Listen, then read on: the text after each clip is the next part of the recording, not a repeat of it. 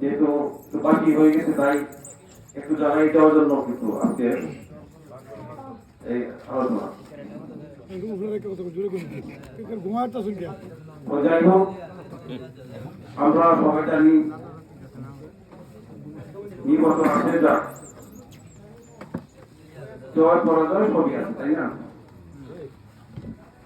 এপিডোমিট তো থাকি, তারপরেও কিছু কিছু ক্ষেত্রে কিছু সময় আছে যখন সেই সময়টাকে আমরা যদি সদ্ব্যবহার করতে পারি, আমরা যদি সেটা কাজে না লাগাতে কারণে কি হয়, জীবনে বা ব্যবসায় বা বিভিন্ন ক্ষেত্রে ব্যাপক ক্ষতি হয়ে যায়, ক্ষতির সম্ভাবনা থাকে হয়ে যায়।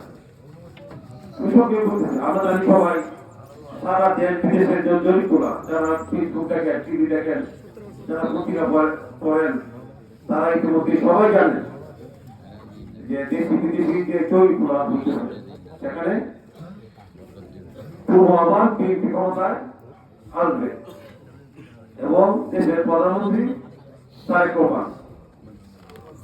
এটা আমাদের জরিপ গত কালকে আমি শুনছি যে 47% মানুষ চায় তারেক রহমান প্রধানমন্ত্রী, 5% চায় জামাতের আমির ডক্টর শফিকুর রহমান।